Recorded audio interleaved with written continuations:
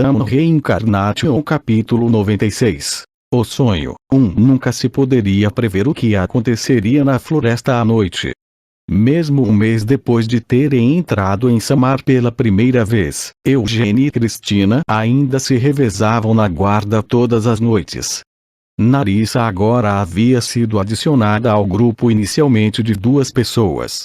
A audição sensível da Alfa certamente era suficiente para vigiar de perto os arredores, mas como Narissa não tinha a força necessária para se proteger em caso de emergência, eles não podiam permitir que ela montasse a guarda sozinha. Como tal, esta noite também, Eugênia e Cristina ainda eram os únicos que se revezavam para ficar de guarda. Ele não sabia como Cristina poderia estar agindo, mas Eugênia ainda escolheu mostrar respeito e consideração a ela à sua maneira. De um modo geral, a primeira e a última vigília eram as mais convenientes. Então, todos os dias, Eugênia cedeu o primeiro e o último turno para Cristina e assumiu o turno mais difícil no meio da noite. Uma pequena voz de repente chamou seu nome. Sir Eugênia. Isso por si só foi o suficiente para fazer os olhos de Eugênia se abrirem. Ele então se levantou facilmente de seu local de dormir sem mostrar nenhum sinal de fadiga. Cristina estava agachada do lado de fora da entrada de sua tenda erguida. Algum relatório a fazer? Eugênia checou. Cristina balançou a cabeça. Nada aconteceu. Os monstros percorriam aquela floresta à noite. Em circunstâncias normais, o acampamento já deveria ter recebido vários ataques desses monstros, mas a barreira de Cristina foi capaz de esconder o acampamento da percepção deles. Dito isso, eles não podiam simplesmente confiar cegamente na barreira e não ficar de guarda. Embora Eugênia não fosse confiável em outros assuntos, quando se tratava de coisas como essa, ele sempre era meticuloso. Isso porque, durante seu tempo vagando como mercenário, houve mais do que algumas vezes em que ele acabou em perigo quando alguns mercenários tolos com quem ele trabalhava baixaram a guarda durante a vigília noturna. Você não se sente cansado? Afinal, você estava bastante ativo hoje. Não estou me sentindo tão exausta, então por que você não dorme até mais tarde? Cristina ofereceu. Parecia que Cristina estava mostrando tanta consideração, porque ele foi forçado a lidar com os guerreiros da tribo Garung naquele dia mais cedo. Eugênia apenas sorriu diante da preocupação de Cristina. Em primeiro lugar, nem sequer fiz exercício suficiente para me cansar. Eugênia tranquilizou. Eu vou te acordar em 5 horas, então não se preocupe com isso e descanse um pouco. Cristina não discutiu mais e apenas assentiu. Quando ela ainda não estava tão familiarizada com Eugênia como agora, em várias ocasiões Cristina continuou discutindo com Eugênia sobre assuntos semelhantes. Mas agora, ela tinha aprendido mais. Quando se tratava de assuntos como esse, Eugênia sempre se recusava a recuar. Não que Eugênia estivesse ignorando a consideração que os outros mostravam a ele, mas ele era extremamente rígido com os padrões que havia estabelecido para si mesmo.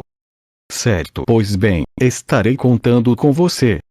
Cristina disse como uma inclinação de cabeça enquanto se retirava da entrada de sua tenda. Depois de arrumar sua cabeceira apenas com as mãos, Eugênia deixou sua tenda. Foi uma boa ideia de sua parte preparar várias tendas.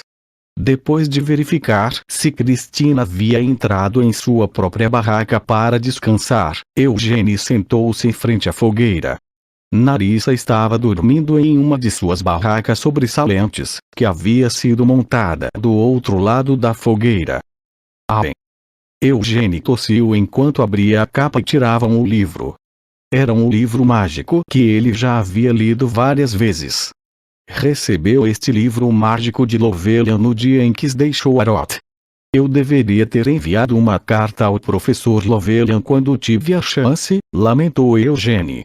Em seu coração, ele sinceramente respeitava a Lovelian como seu professor. O fato de Lovelian ser mais velho que ele, mesmo quando acrescentou a idade de sua vida anterior como Amel aos anos atuais, apenas aprofundou seu respeito. Para Eugene, essa era uma razão muito importante para respeitar Lovelian. Muito tempo se passou desde que ele começou a ler. A floresta estava longe de ser silenciosa. Os sons dos insetos cantando eram muito altos e cada vez que o vento soprava, os galhos grossos das árvores balançavam uns contra os outros. Ele podia até ouvir sons de monstros a uma curta distância. Eugene tossiu novamente. Desde o primeiro dia de acampamento naquela floresta, Cristina revelou-se uma pessoa de sono profundo. Hoje provou ser outro exemplo do mesmo padrão. Cristina adormeceu assim que se deitou para dormir e apenas os sons de uma respiração calma podiam ser ouvidos de sua tenda. Eugene soltou um suspiro e fechou o livro. Há algo que você queira de mim? Essas palavras não foram dirigidas a Cristina, que já estava dormindo profundamente. A tenda do lado oposto da fogueira balançou ligeiramente antes que a aba na entrada subisse lentamente. Narissa espiou para fora da tenda.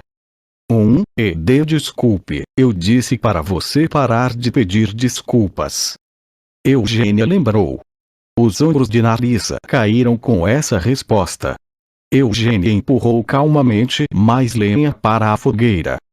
É porque a floresta é muito barulhenta? Eugênia perguntou. Ou é porque, depois de passar por tantas coisas hoje, você está com tanto medo que não consegue dormir? Narissa ficou em silêncio. Bem, deixe-me apenas dizer isso, pois temo que você possa estar tendo algumas preocupações estranhas. Não tenho nenhuma intenção de abandoná-la enquanto você estiver dormindo. Não é como se eu estivesse cuidando de você apenas por minha própria boa vontade. Estou te protegendo, porque preciso de você para uma coisa. Eugênia persuadiu.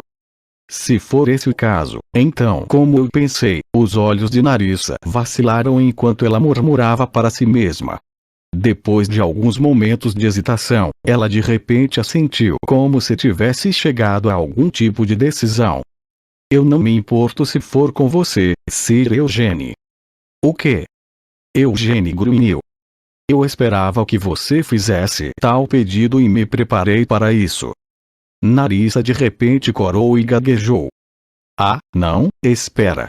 Em vez de esperar, é mais como se eu pensasse que algo assim, bem, não é como se pudesse ser evitado, então, em vez de dormir, eu estava esperando que você, Eugênia interrompeu.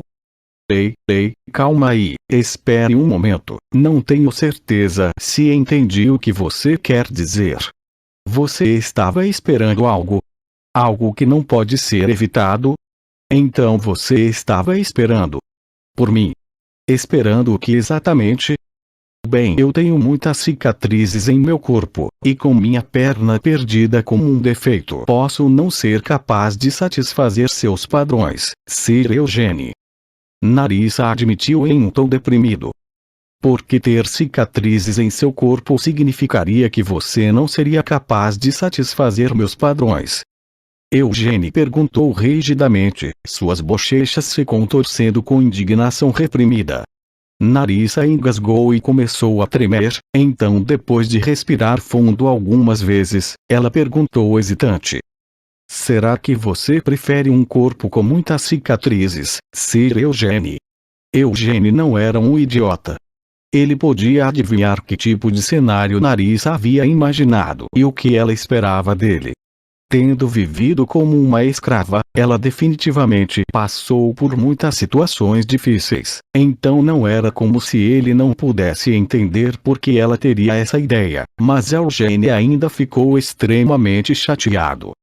Ei! Não tenho planos de rastejar para dentro de sua tenda e não tenho intenção de fazer com que você pague sua dívida comigo usando seu corpo. Eugene afirmou claramente. Narissa proferiu, chocada. Que tipo de pessoa você acha que sou? Nossa, uma garota como você realmente se atreve a dizer qualquer coisa, hein? Eugênie zombou. Com essas palavras, o queixo de Narissa caiu. Ele realmente a chamou de uma garota como você? Narissa tinha 130 anos. Claro que sei que você viveu mais do que eu, mas se convertermos sua idade em anos humanos, você ainda tem apenas 13 anos. Insistiu Eugênie. Ah, sim. Narissa murmurou enquanto olhava para Eugênie por alguns momentos, então ela endireitou sua postura e abaixou a cabeça para ele. Estou realmente verdadeiramente grata a você, Sir Eugênie.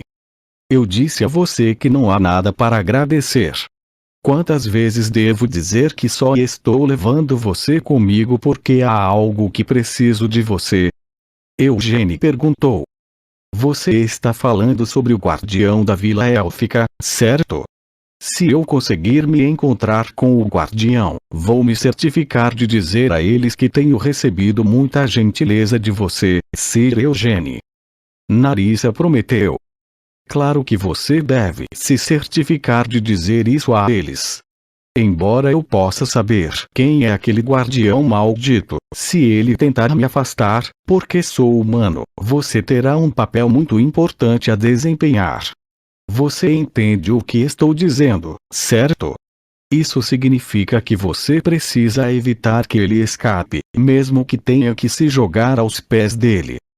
Depois de dizer isso, Eugênie abriu seu livro de magia mais uma vez. Mesmo quando Eugênie continuou a ignorá-la, Narissa continuou olhando para Eugênie com um olhar cheio de admiração por suas palavras e ações justas. Com um rosto bonito como o meu, é muito mais fácil encantar esses elfos, ponderou Eugênie. Estritamente falando, ele não estava realmente tentando encantá-la, mas Eugênie sentiu que o resultado ainda estava em algum lugar nesse sentido. A noite continuou a passar. Depois que 5 horas se passaram, Eugênie trocou de turno com Cristina e rastejou de volta para sua própria barraca. Embora não sentisse realmente necessidade de descansar, Eugênie fechou os olhos e foi dormir. Mesmo que não precisasse fazer uma pausa em tal momento, ainda deveria descansar quando pudesse dormir um pouco se tivesse a chance. Eugênie estava familiarizado com esses hábitos de sua vida anterior. Fazia um tempo desde a última vez que ele teve um sonho. Normalmente, ele realmente não tinha sonhos claros. Sempre que ia dormir, caía em um sono profundo e sem sonhos que ainda permitia que acordasse imediatamente quando precisava. Os sonhos apenas deixavam a mente mais cansada. Por esse motivo, Eugênie não gostava muito do ato de sonhar.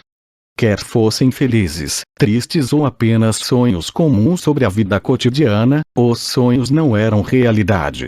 Eugênie não sabia por que as pessoas sonhavam, mas o que ele sabia de fato era que os sonhos não podiam substituir sua realidade. Em sua vida anterior, depois de derrotar o Rei Demônio da Fúria, sua jornada para lutar contra o Rei Demônio do Encarceramento foi um longo pesadelo. Afinal, o alvo deles era o segundo no ranking de todos os Reis Demônios. Como sugerido por sua classificação, o Rei Demônio do Encarceramento tinha subordinados poderosos e grandes exércitos sob seu comando. Uma delas era a Rainha dos Demônios da Noite, Noirjabela. Estritamente falando, ela não era verdadeiramente subordinada ao Rei Demônio do Encarceramento. Embora ainda não tivesse chegado ao ponto de poder ser chamada de Rei Demônio, mesmo naquela época, Noirjabela era uma poderosa rainha do povo demônio que tinha um grande número de demônios da noite servindo a ela. Durante sua jornada para alcançar o Rei Demônio do Encarceramento, Noirjabela atacou repetidamente Amel e seus companheiros. Ela era infernalmente tenaz, aparecendo constantemente em seus sonhos, em vez de confrontá-los na realidade, tentando quebrar o espírito de Amel e seus companheiros. Graças a essas experiências, Eugênie desconfiava de sonhos, odiava pesadelos e realmente detestava todos os demônios da noite. Os ataques de Noirjabela atormentaram seu grupo a ponto de sua dor ser comparável a tudo o que sofreram enquanto enfrentavam os reis demônios da carnificina, crueldade e fúria. E, de certa forma, lidar com ela era ainda mais terrível do que lutar contra um rei demônio. Isso Eugênie percebeu que estava sentindo uma forte sensação de alienação de seu sonho atual. Isso tinha que ser algum tipo de sonho lúcido, pois Eugênie tinha plena consciência de que estava no meio de um sonho. No entanto, embora pudesse reconhecer o fato de que estava sonhando, Eugênie não foi capaz de usar sua vontade para exercer qualquer controle sobre o sonho.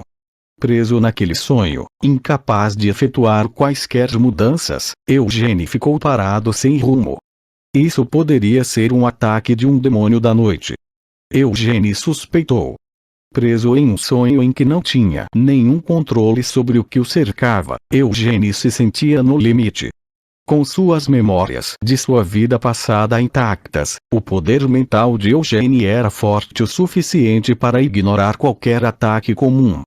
Mesmo assim, Eugênie não foi capaz de perceber quando essas mudanças foram feitas em seu padrão normal de sono. Para um demônio ser capaz de interferir em seus sonhos tão sutilmente, tinha que ser um de alto nível. Desde quando fui puxado para esse sonho? Eu estava apenas. Eugênie parou. Para tentar manter a calma, Eugênie decidiu se concentrar em outra coisa. Eu sou Eugênie Lyonheart, a reencarnação de Ameldinas de 300 anos atrás. Sou filho de Gerard Lyonheart, filho adotivo de Gilead Lyonheart. Eu sou o discípulo do mestre da Torre Vermelha Lovelha. Ele não parecia estar tendo problemas com sua memória. Este sonho parece de alguma forma diferente do ataque de um demônio da noite, Eugênie percebeu. Isso não era um ataque. Não tinha a sensação desagradável e pegajosa que o ataque de um demônio da noite geralmente tinha. O mundo dos sonhos tremeu ao seu redor. Ah! Eugênie engasgou. Embora fosse a primeira vez que a via, a cena sendo trazida à vida à sua frente parecia de alguma forma familiar. Ele estava agora no meio de uma espaçosa cavidade subterrânea. Na frente dele, um brutamontes grande e musculoso carregava uma estátua várias vezes maior que seu próprio corpo. Deve estar bem aqui, disse a figura gigante. O que significa que deve estar tudo bem. Uma mulher o repreendeu. O centro da sala é um pouco mais longe do que isso, não? Volte, Siena, o que você acha? Siena soluçou uma resposta enquanto olhava para baixo de onde estava flutuando. Um pouco para a direita. Aqui. O homem parou de repente quando sentiu um líquido cair em sua cabeça. Que incrível! Na verdade, está chovendo aqui embaixo no subsolo. Amel. Isso é você? Você veio nos visitar do seu lugar de descanso e derramou essas lágrimas. Não chore, Amel. Nós não vamos. Eu nunca vou te esquecer. A mulher suspirou. Moro, por favor, não diga algo tão tolo. As coisas que estão caindo na sua cabeça agora não são gotas de chuva. São as lágrimas da Siena. Oh, de fato, eu pensei que eram um pouco salgadas demais para serem gotas de chuva. Não beba, seu maldito estúpido. Por que diabos você está bebendo minhas lágrimas? A mulher a confortou. Não chore, Siena. Amel também não gostaria que você chorasse por ele. Amel, aquele filho da puta. Por que ele teve que morrer assim? Por quê? E ele não precisava morrer. Se apenas tivesse recuado. Siena parou, sua raiva reprimida por sua tristeza. Siena. Amel foi um grande guerreiro que não tem escolha a não ser reconhecer. Ele era um guerreiro maior do que eu, Moron da tribo Bayar. Amel. Ele deve ter desejado morrer como um guerreiro. Siena foi levada à fúria mais uma vez. Ele queria morrer como um guerreiro. Não me engane, Moron. Não importa como você morre, você simplesmente está morto. Que diferença faz morrer como guerreiro? Em vez de morrer como um guerreiro, seria melhor apenas viver como um ser humano. Com um suspiro de realização, Eugênie ficou lá sem expressão enquanto observava esta cena acontecer. Realmente não foi a primeira vez que viu este local. Era o túmulo de Amel, que havia sido cavado nas profundezas do deserto de Naama. Esta foi uma cena de quando a sepultura foi construída pela primeira vez. Moron ergueu a estátua. Depois de verificar sua aparência, a mulher, Anise, arrastou lentamente os pés até uma das paredes. Amel, você tem uma má postura. O que você está dizendo de repente? Estou dizendo que isso não reflete bem em todos nós. Sei que sua educação infantil foi interrompida e que você foi um mercenário por muito tempo, mas como agora viajará conosco, precisa corrigir sua má postura. Por que eu deveria? Você está realmente perguntando. Você não entende em que tipo de posição está. Amel, você é um companheiro do mestre da espada sagrada, aquele que é reconhecido pelo Império Sagrado, o herói Vermouth Leonyard. E eu sou a santa do Império Sagrado, Anise Slivold. Tudo bem, e eu sou Amel Dinas. Por que você não apresentou o meu nome? Eu sou Moron Hur. Orgulhoso guerreiro da tribo Bayar e filho do chefe, Darak Hur. Cala a boca, Moron. Idiota. Amel. Você não acha que foi um pouco duro demais com Moron? Você também olhou para ele agora há pouco e mandou ele calar a boca, não foi?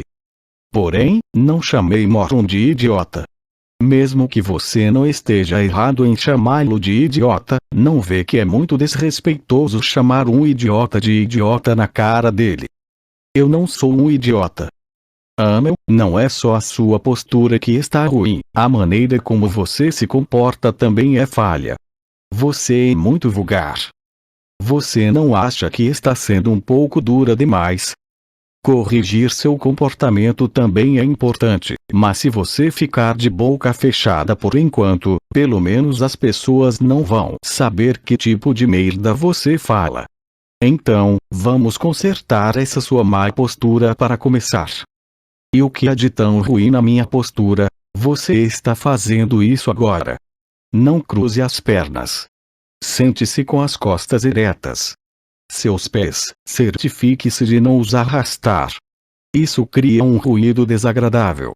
Ao caminhar, você precisa manter os ombros para trás e o peito para fora. Agora, para a sua faca. Preste atenção à sua faca.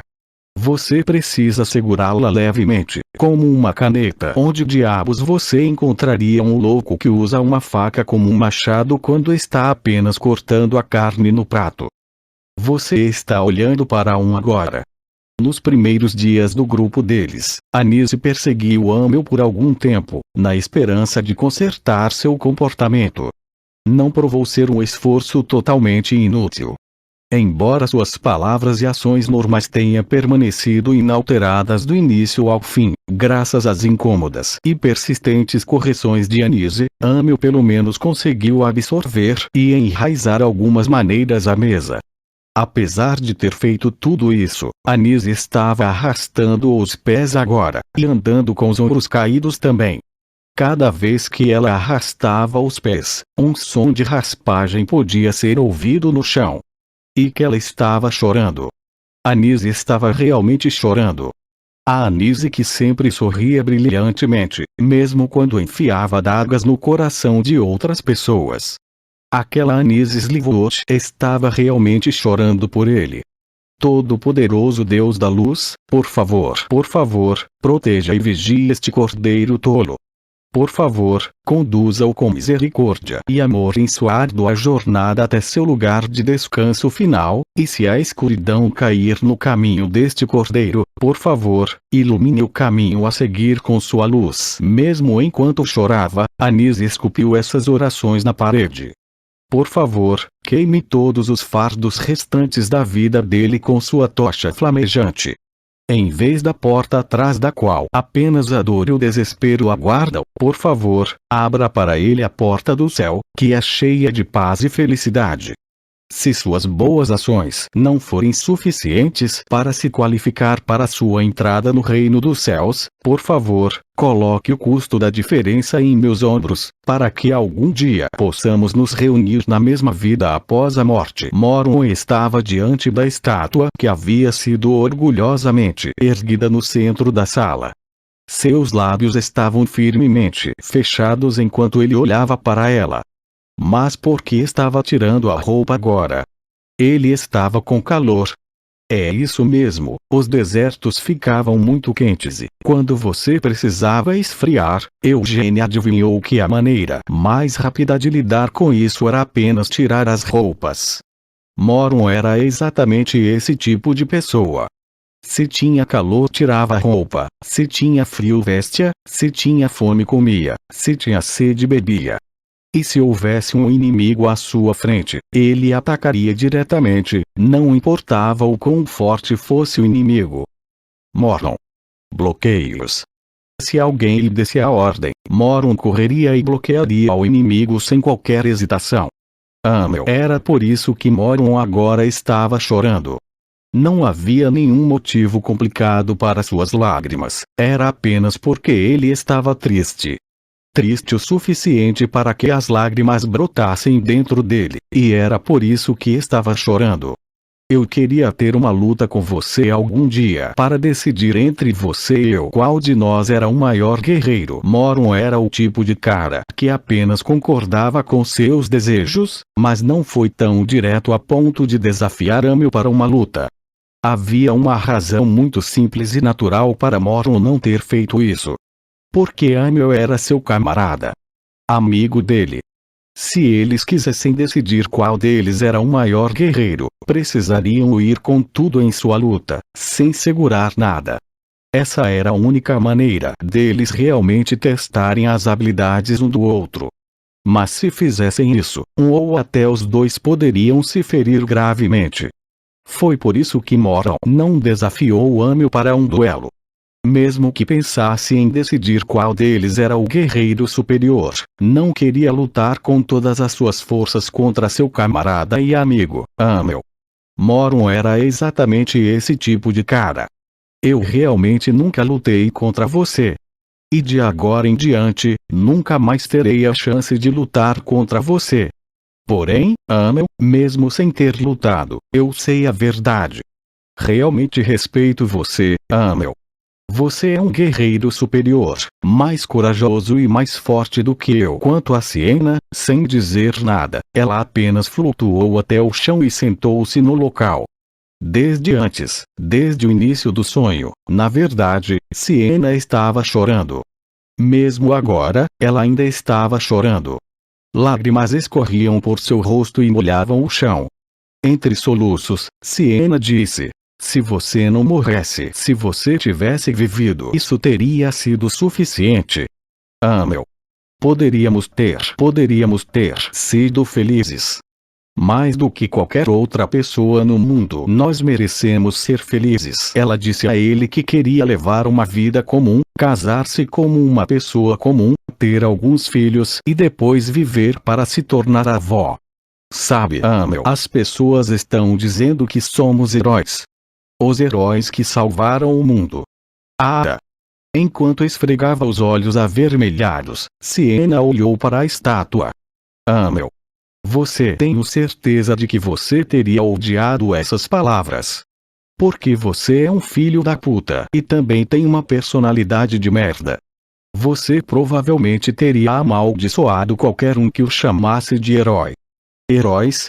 Como poderíamos ser chamados de heróis quando nem conseguimos matar todos os reis demônios?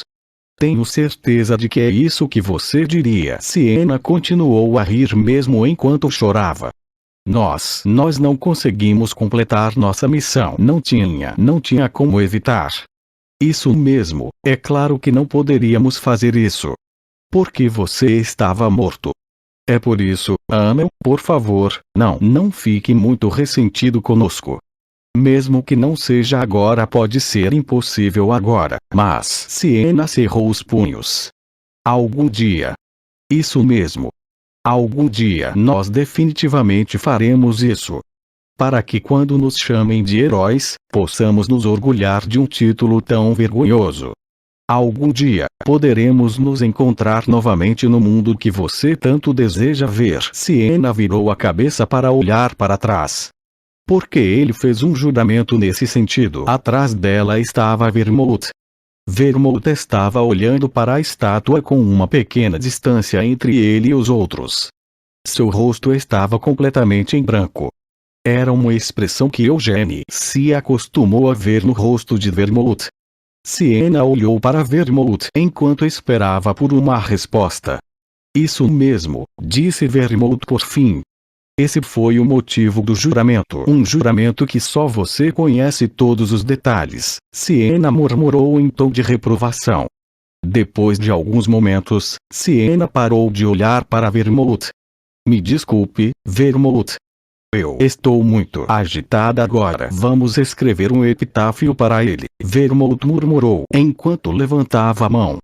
Ele ativou a magia espacial que Eugênie tinha visto usar o tempo todo.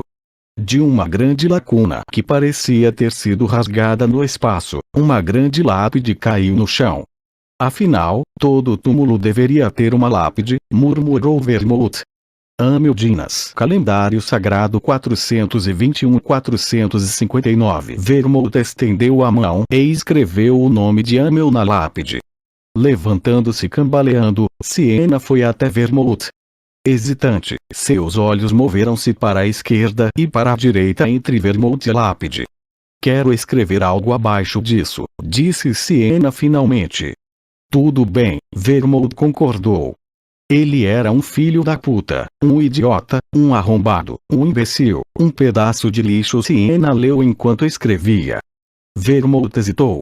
Se isso é tudo que você vai escrever, acho que não podemos mais chamá-la de pedra memorial. Você pode simplesmente escrever o que quiser abaixo disso, insistiu Siena. Então eu sou o próximo Moron, que estava derramando grossas gotas de lágrimas. Levantou-se abruptamente de onde estava sentado e caminhou até eles. Você não está errado em dizer que Amel era um filho da puta, um idiota, um arrombado, um imbecil, um pedaço de lixo. Mas ele também era corajoso. Além de corajoso, ele era fiel. Ele pode ter sido um idiota, mas era sábio. Ele era grande. Todos escreveram suas palavras na pedra memorial. Depois de colocar a pedra memorial em frente à estátua, Vermouth murmurou. Vamos mover o caixão. Vermouth caminhou até o caixão que estava atrás dele. Vou levantá-lo, disse Moron, dando um passo à frente. Mas Vermouth balançou a cabeça.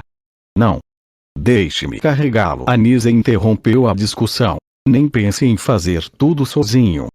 Todos. Não seria melhor para todos nós levantá-lo juntos? Moron, desça, ordenou Siena. Moron franziu a testa. Por que você quer que eu desça? Porque você é muito mais alto do que nós. Como é impossível carregarmos o caixão junto com você, você deve se ajoelhar para que possamos colocar o caixão nas suas costas. Dessa forma, podemos ajudar a levantá-lo pelas laterais, explicou Siena. Você está realmente me dizendo para rastejar com o caixão nas costas? Um guerreiro não deve rastejar pelo chão. Você não pode fazer esse tanto pelo Amel? Bem, se é pelo Amel. Assim que Moron começou a descer até o chão, Siena entrou em pânico e chutou Moron na canela. Você não consegue perceber que foi apenas uma piada. Não há necessidade de você rastejar no chão. Só precisa se curvar um pouco, para que possamos carregá-lo juntos, afirmou Siena, exasperada. O sonho começou a tremer. Anise notou algo. Siena. Aquele colar. O caixão. Siena hesitou. Não vou levar comigo. Isso vai contra o acordo. Já não concordamos com isso. Enquanto o sonho continuava tremendo, ele viu Siena apertar o colar com mais força. Depois de criar o mundo que Amel queria ver, nesse momento eu darei a ele. Ó, Senhor. Anise juntou as mãos e começou a orar. Por favor, desvie seus olhos desse ato imoral. Se você realmente não for capaz de ignorar isso, por favor, coloque qualquer fardo adicional sobre meus ombros, para que todos possamos ascender ao céu. Então, dessa forma, espero que você permita que todos nós nos encontremos novamente no mesmo lugar. Anise, você realmente acha que todos nós podemos ir para o céu? Siena perguntou. Se não conseguirmos chegar lá, quem no mundo é digno de ir para o céu? Insistiu Anise. Mas a vida após a morte de nossa tribo pode ser um lugar diferente do paraíso do Deus da Luz, Morun mencionou preocupado. Não é diferente.